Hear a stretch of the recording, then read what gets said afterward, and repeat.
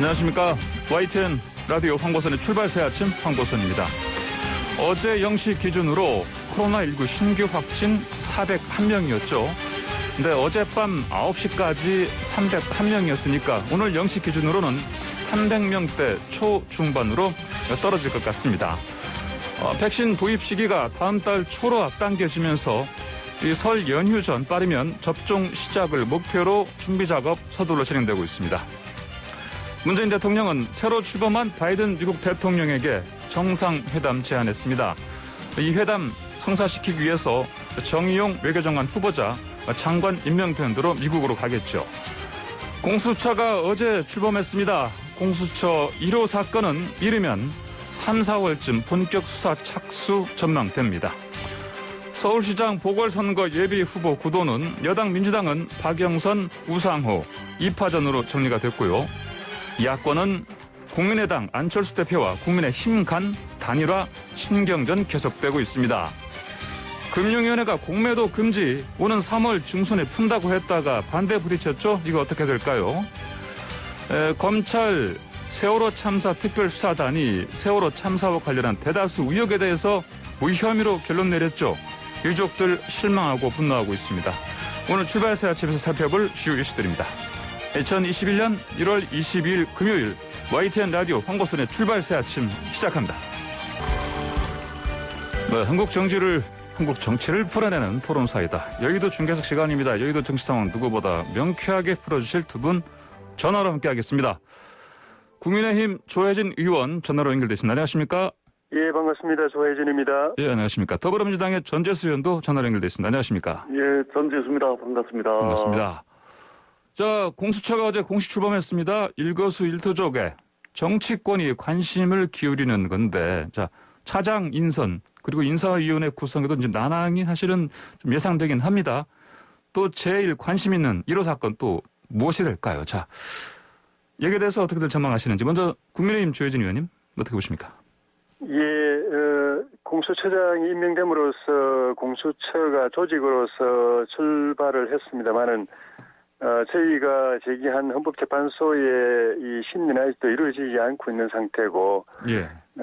이번 공수처장 임명 과정과 출범 자체가 저희 당의 비토 또는 이 제기권을 봉쇄한 차원에서 여당 주도로 일방 처리됐기 때문에 여전히 처장 인선이 됐지만은 논란은 아직 사그라들지 않고 있는 상태에서 어수선한 상태에서 출범을 하게 됐습니다. 예.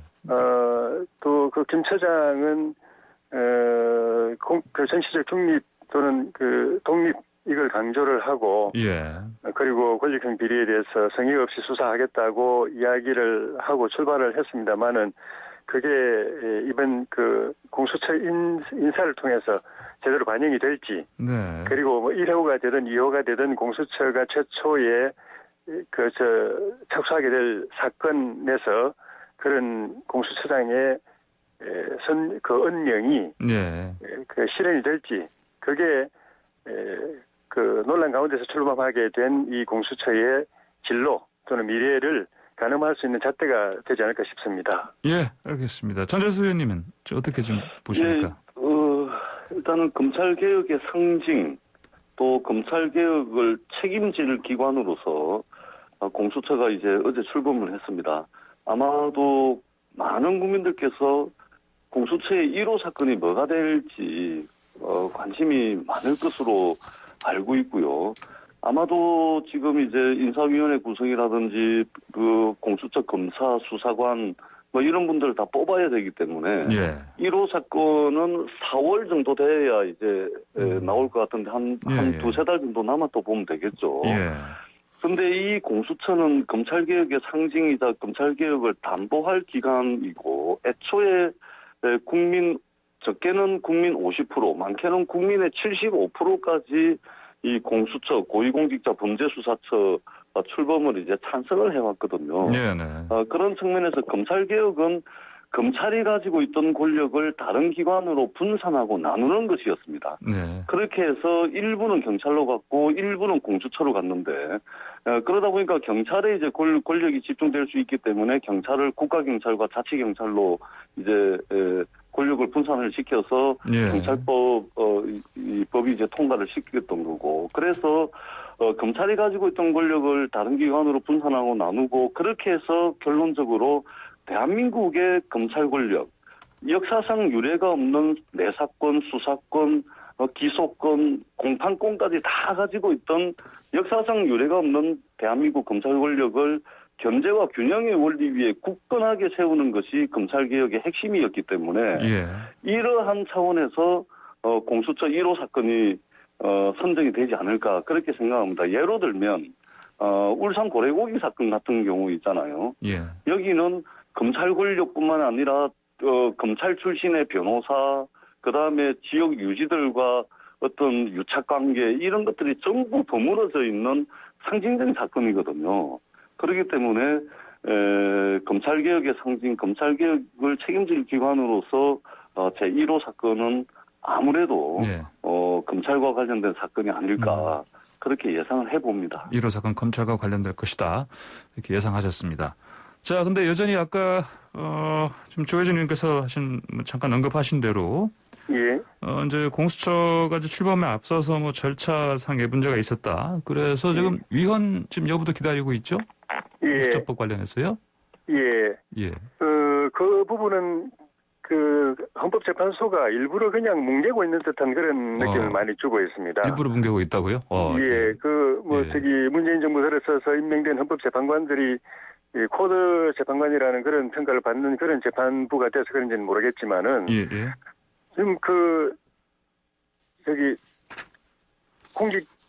공수처가 예.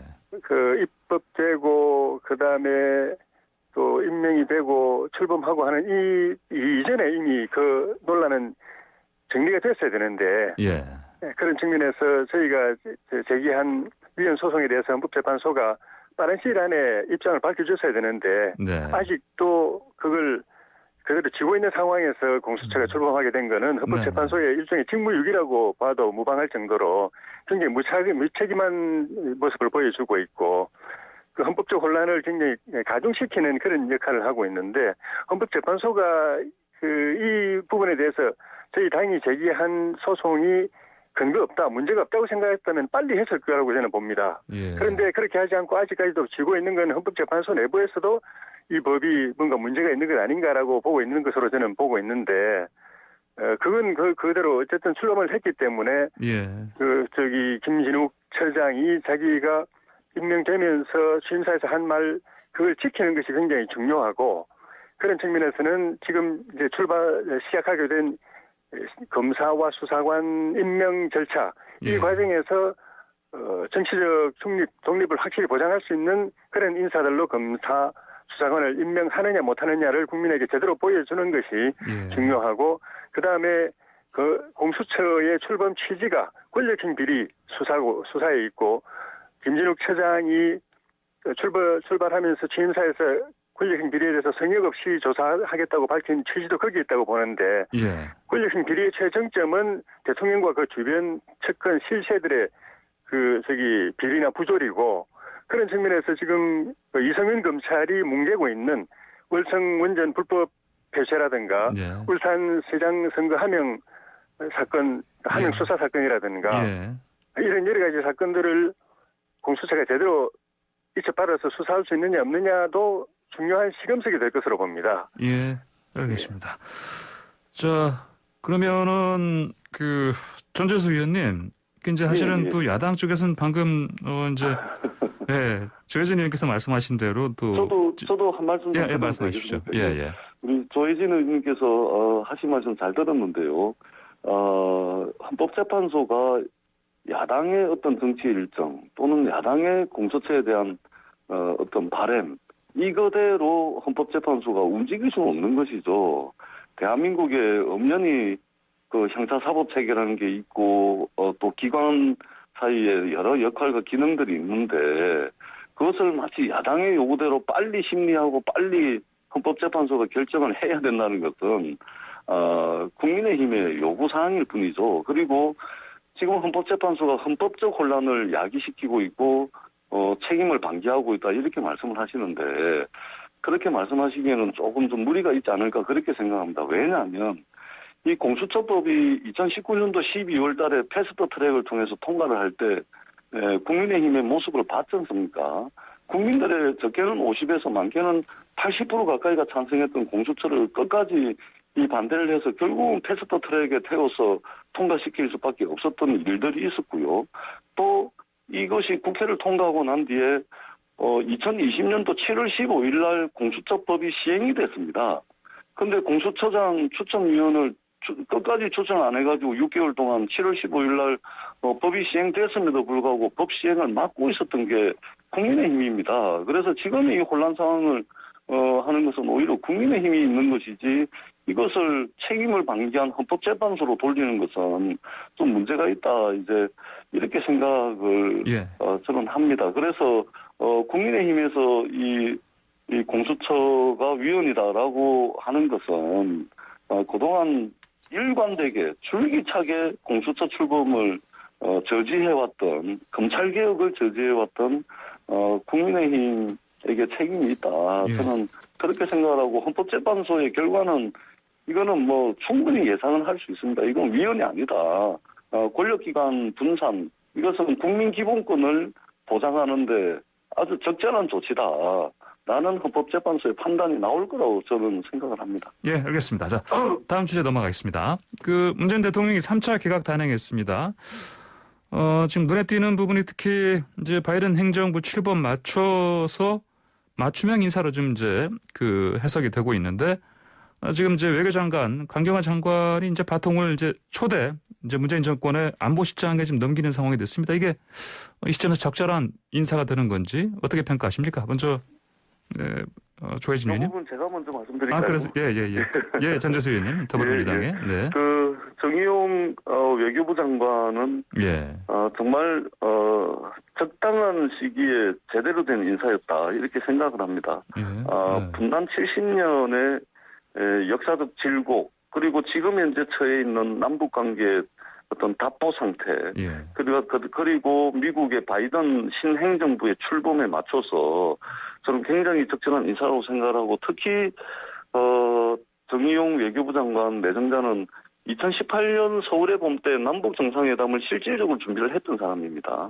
그리고 뿐만 아니라 대통령 특사 자격으로 김정은 위원장을 평양에 가서 직접 만났죠. 그리고 트럼프 대통령도 즉석에서 북미 정상회담을 성사시킨 그런 경험이 있는 분입니다. 그래서 미국 행정부가 바이든 행정부가 예측 가능성이 굉장히 높은 정부고 그다음에 미국의 이익을 극단적 차원에서 아마 미국의 이익을 추구할 그런 이제 예측 가능한 이제 트럼프 정부에 비해서 예측 가능한 정부라고 했을 때 지금에 꼬여 있는 남북 관계, 북미 문제를 제대로 해결하고 분단 70년의 여러 가지 갈등과 역사적 질곡을 극복할 수 있는 외교장관 인사였다. 이렇게 평가를 합니다. 예, 그렇습니다. 그러면 조혜진 의원님 어떻게 평가하십니까? 저는 시대의 변화에 역주행하는 이상한 인사라고 봅니다. 아시는 것처럼 바이든 행정부는 트럼프 행정부의 전반적인 정책들에 대해서 지금 확실한 차별성을 가지고 가고 있습니다. 취임하자마자 바로 트럼프 대통령이 탈퇴했던 파리 기후협약에 도로 다시 복귀하는 서명을 했지 않습니까? WTO도 다시 복귀하는 서명을 했고 한마디로 트럼프 행정부의 주요 정책 키우기의 그걸로 바이든 행정부의 임기를 시작했는데 대북 정책도 마찬가지입니다. 지금 토니 블링컨 국무장관을 비롯해서 안보 분야 핵심 책임자들의 대북 인식이 트럼프 행정부하고 완전히 다릅니다. 대표적인 게 트럼프 행정부의 바텀 다운, 그러니까 톱 다운 방식의 대북 정책을 바이든 행정부는 바텀 업 형식의 대북 정책으로 기조를 완전히 바꾸어서 가고 있습니다. 트럼프 행정부하고 가장 기조가 맞았던 게 지금 정의용 외교부 장관 내정자입니다. 이분이 북한을 다녀와가지고 김정은 위원장이 확실하게 비핵화 의사가 있다. 그것을 확인했다라고 우리 대통령께 보고하고 대통령 지시로 트럼프 대통령 만나가지고 그걸 전달하면서 싱가포르 회담, 하노이 회담 이런 일련의 과정이 진행이 됐는데 그게 지금 보면은 다 결과적으로 전 세계를 속인 그냥 쇼로 다 끝나버렸습니다. 비핵화 하나도 안 되고 얼마 전에 그 북한의 노동당 8차 전당대회에서 예, 네. 김정은 위원장이 예. 핵 개발 계속 해왔던 걸 밝혔지 않습니까? 예. 전술핵 그 개발하고 그다음에 그 핵 전달 체계, 무기 체계를 계속 고도화해 왔다는 걸 지금 공개적으로 밝히고 빨리 그것을 이제 그 성공 단계까지 밀어붙이라고 지시를 했고 그 핵 무력을 앞세워서 남한 적화 통일까지 공언을 할 정도의 그런 분위기가 됐습니다.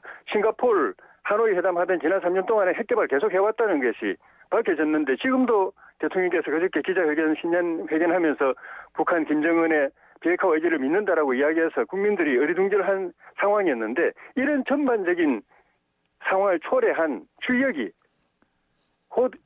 예. 트럼프 행정부하고 코드를 맞춰가지고 그 이 상황을 이끌어온 주역이 정은용 실장입니다. 이런 분한테 완전히 다른 대북 정책을 지금 시작하고 있는 바이든 행정부의 외교 파트너로 세웠다는 거는 예. 도대체 어떤 생각을 갖고 계신지 이해가 안 되고 오히려 그거보다는 예. 강경화 장관이 갑자기 경질되면서 대안이 없으니까 이번에 투입된 것 아닌가. 네. 그리고 강 장관은 왜 문재인 대통령이 가장 신임하면서 대통령과 임기를 같이 할 걸로 생각하고 외교부 안에서 5년 임기를 같이 하는 대통령 해서 오경화라는 별칭이 나올 정도의 분이었는데 왜 갑자기 경질됐는가. 그런 부분이 더 의혹이 되고 소위 말하는 김여정 그 예, 북한 부부장이요? 부부장이 콕 예. 찍어서 발언한 사람들이 다 네. 이유 없이 다 날라갔던 그런 선례하고 비슷한 건 아닌가. 예. 그런 의혹이 드는 상황, 그런 인사이라고 보여집니다. 예, 알겠습니다. 자, 제가 한 말씀만 짧게 좀 더 드리면 안 네, 될까요? 네, 저 의원님 짧게요. 예. 조혜진 의원님 그 정의용 외교장관에 대해서 아주 박한 평가를 해주시는데요. 세수는 세 부대에 담는 게 맞죠. 그리고 정의용 외교부가 출범도 하기 전에 이상한 인사다, 시대에 역행한다, 뭐 조언을 해주실 수는 있지만 이게 새롭게 출발하는 내각에 대해서 이렇게 좀 가혹하게 말씀하시는 것은 예. 이 남북 관계, 북미 관계에 별로 도움이 되지 않을 것 같다 이런 말씀을 드리고요. 지금 바이든 행정부의 국무장관을 보든지 이런 외교 안보 라인들을 보면은 이전에 북한을 상대해봤던 이런 경험들이 있는 분들입니다. 그런 측면에서 트럼프 행정부가 뭔가 과정을 뛰어넘어서 한 방에 남북관계, 북미관계를 해결하려고 하는 접근법이었다면 바이든 행정부는 실무 중심으로 하나씩 과정과 절차를 밟아나가는 바텀업 방식으로 이제 해나갈 것이고 그 과정에서 조혜진 의원도 같은 지나간 의견이시죠? 과정들이 있겠죠. 네. 거기에 딱 맞는 인사라고 생각을 합니다. 예, 알겠습니다. 자, 두 분 말씀 여의도 중계석 잠시 뒤 광고 듣고 다시 돌아와서 듣겠습니다. 네, 황보선의 출발새 아침 2부 시작합니다. 자, 한국 정치를 풀어내는 토론사이다. 여의도 중에서 계속 이어가는데요. 자, 아까 이 코너 시작하기 전에 이재정 더불어민주당 의원이 이제 개인 사정으로 이제 못 하시고 그래서 더불어민주당 전재수 의원이 이제 새로 합류하셨는데 먼저 그 토론은 토론이고요. 그 조혜진 의원님 좀 환영사 좀 부탁드립니다. 예, 앞으로 계속해서 이제 말씀드려야 된다. 예. 지난번에 스튜디오에서 먼저 인사를 드렸고요. 예. 개인적으로는 사적인 거는 뭐 일반 그 청취자들께서 잘 모르시는데, 네. 당은 갈려서 지금 이 토론을 하고 있지만은 굉장히 가까운 관계입니다. 예. 옛날에 저희 두 사람 다 보좌관 출신으로 국회의원이 됐는데, 예. 보좌관 때부터 새벽에 조기축구 같이 하던 멤버고, 개인적으로는 굉장히 각별합니다. 그런데 당이니까 정치적 입장이 사안마다 틀려서, 그렇게 이 논쟁을 하더라도 양해를 부탁드리겠습니다. 환영합니다. 네, 조기축구에, 아니, 저도 짧게 말씀을 드리자면은, 저도 이제 국민의힘에 존경하는 분들이 몇 분 계신데요. 네. 그 중에서 제일 믿음직스럽고, 또 옛날에 공 차는 거 보면, 공을 얼마나 잘 차는지요. 그래서 제가 정말 인간적으로 좋아하는 형님 같은 이런 분입니다. 국회에서도 잘 지내고 있고 다만 이제 여러 가지 정치적으로 이제 견해가 틀린 부분은 어쩔 수 없는 것이고 인간적으로는 굉장히 존경하는 형님 같은 분입니다. 감사합니다. 그럼 두 분이 열띤 토론을 벌이시더라도 예. 두 그런 분 이제 사이. 각 당의 입장이 있기 때문에 네.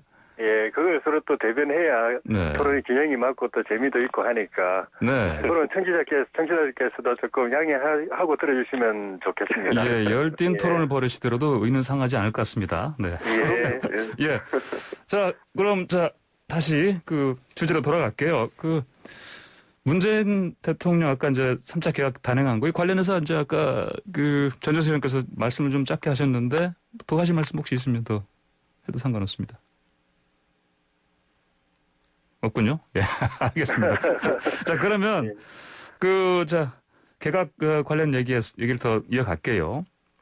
최근에 이제 황희, 권칠승 장관 후보자 이분들 이제 새로 이제 문체부 그리고 중소기업벤처부 장관 후보자 되는데 두 분 다 의원 출신입니다. 또 그리고 사실 또 언론에서는 이분 두 분 부엉이 모임이라고 하는데 자 이제 문 대통령이 사실 이번 이제 인선하면서 전문성보다는 국정 장악력, 체제 강화 하는 차원이다 이렇게 해석하는 게 많습니다. 어떻게들 좀 보십니까? 먼저 전재수 의원님. 저 먼저 말씀드릴까요? 예. 전문성보다는 국정 장악력. 예. 이게 아니고요. 예. 뭡니까? 전문성과 국정 장악력을 가지고 있는 인사다. 전문성도 이렇게 있다. 봐야 됩니다. 왜냐하면 권칠성 의원 같은 경우는 당의 중소기업 특별위원장을 계속 맡고 있었고 산자위에서 대한민국의 산업정책이라든지 중소기업 정책이라든지 이런 것들 많이 했습니다. 네. 그래서 권칠성 의원 같은 경우는 아주 맞는 인사고 황희 의원도 이제 문체부하고 상관없지 않냐 이렇게 말씀을 하시는데 사실은 정치인 출신 장관들의 장점이 뭐겠습니까? 전문성은 조금 떨어지더라도 조직 장악력이라든지 갈등을 중재 조정하는 그리고 추진력 있는 이런 것이 이제 정치인 출신 장관들의 장점 아니겠습니까? 그런 측면에서 볼 때 황희 의원도 국회에서 다양한 활동과 당내에서 다양한 역할을 해왔기 때문에 전문성이 없다라고 이제 보기는 어렵다는 말씀을 드리고요. 더더욱더 중요한 것은 우리가 집권 후반기라고 생각을 하면 일반적으로 권력이 누수가 되고 대통령과 정부가 거의 한 1년 정도는 일을 하는 동 마는 동 이게 영도 안 서고 이렇게들 집권 후반기를 우리가 일반적으로 인식을 하고 있지 않습니까? 이것은 어느 정당이든 정당을 초월해서 국민들에게도 비극인 것이죠. 사실 행정부가 1년이라는 시간 동안 할 수 있는 일이 얼마나 많은데 이 권력 누수가 되고 이게 기강이 해이해져 가지고 1년이라는 시간을 집권 후반기라는 시간을 그냥 흘려보낸다는 것은 아무에게도 도움이 되지 않는 비극입니다. 그런 차원에서 볼 때 뭔가 이제 장악력을 가지고서 또 문재인 대통령과 소통이 잘 되는 이런 장관들을 함으로 인해서 그동안의 성과도 제대로 모아내고 그리고 소극적으로 성과를 관리하는 측면이 아니고 지속적으로 해왔던 부분들의 성과를 모아내고 시너지 효과를 내고 이것을 힘있게 추진하기 위해서는 굉장히 저는 적절한 인사였다 이렇게 판단하고 있습니다. 여당 더불어민주당 전재수 의원께서는 먼저 좀 변호를 해주셨습니다. 조혜진 의원께서는 어떤 의견이십니까? 여러 가지 면에서 아쉬움이 많은 인사입니다. 그 중에 하나는 우리 전재수 의원님도 입각 하마평에 올라 있었는데 그래서 기대를 많이 했는데 해수부 장관으로 지금 하마평 오르고 있죠? 조금 그 점에서 아쉽고 그다음에 문 대통령께서 대통령 후보 시절에 잠깐만요. 방금 아쉽다는 게 지금 그러면 전재수 지금 의원이 해수부 장관 하마평만 오를 게 아니라 돼야 된다 이런 이번에 얘기십니까? 발표됐으면 좋았는데 그래서 조금 더 기다려보겠습니다. 조금 더 기대하고 기다려보겠습니다.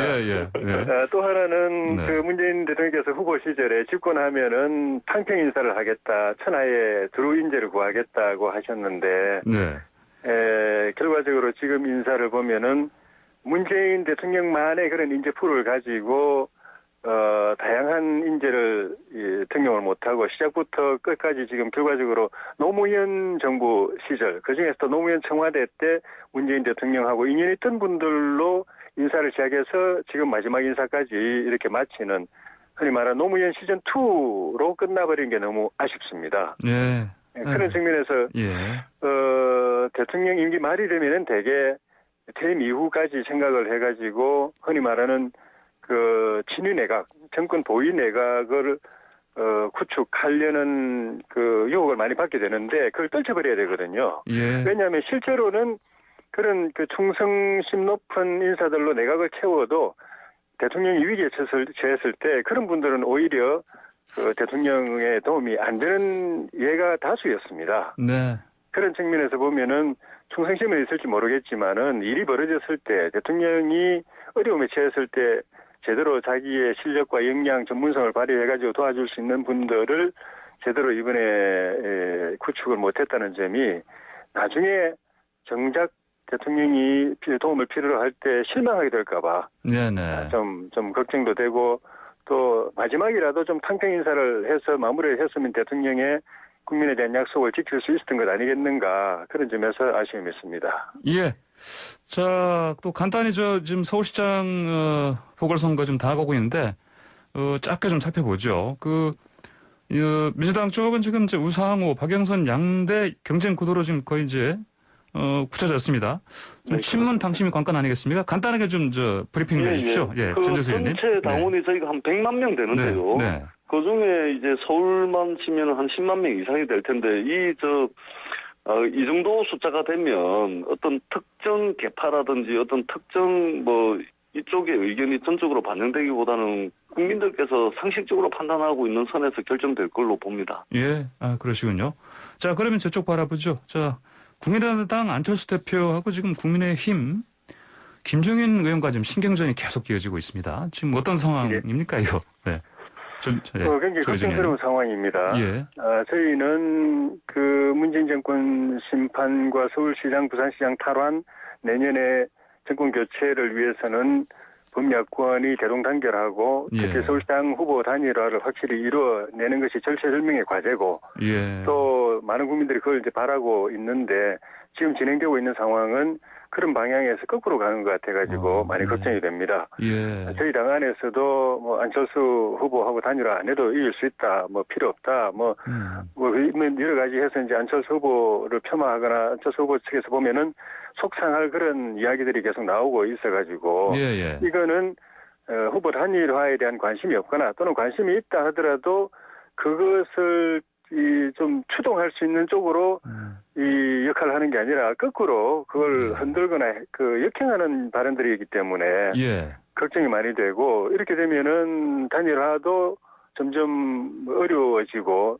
이렇게 해서 단일화를 하게 되더라도 이런 그 감정의 골 때문에 그게 단일화가 화학적 결합이 안 되고 시너지 효과가 안 나는 단일화 해고가 없는 단일화가 될 수도 있기 때문에 걱정이 되고 저는 그런 일이 없었으면 좀 자제가 됐으면 좋겠고 안철수 후보도 너무 자기중심적으로만 모든 걸 가져가려고 생각하고 자기가 후보가 안 되면은 이 독자 출마도 할 수 있고 야권 분열이나 또 표 분산 그걸 통해서 여당에게 어부지리 주는 것도 감수할 수도 있는 듯한 그런 태도로 보이는 건 옳지 않다고 생각하고 어떤 경우에도 만약에 그렇게 되면은 그 정치적 책임은 두고 이 갚을 수 없을 정도로 치명적인 것이 될 거기 때문에 서로 신경전을 하고 기선 싸움을 하는 건 할 수 있지만 최종 단계에서는 결국은 후보 단일화 한다, 대동 단계를 한다, 야권 통합한다, 그래서 표를 하나로 모은다, 서울시장 선거 필승한다. 이 대전제는 절대 흔들지 말고 안철수 후보도 그렇게 가주실 것을 부탁을 드리고 싶습니다.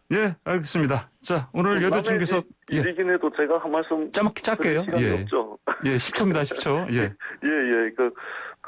나머지 밀리긴 하지만 우리 늘 자기중심적으로 이제 안철수 후보가 움직인다고 말씀을 하셨는데 그동안 정치를 한 10년 정도 하시면서 함께 했던 분들 중에 지금 현재 남아있는 사람이 누가 있습니까? 아무도 없습니다. 함께 했던 분들이 김종인 대표라든지 윤여준 장관이라든지 이상돈 의원 다 떠났고 비판적으로 돼 있거든요. 안철수 후보 국민의힘이 받으면 분란의 씨앗이 됩니다. 안 받으시는 게 맞을 것 같습니다. 여기까지 듣겠습니다. 오늘 말씀 잘 들었습니다. 감사합니다.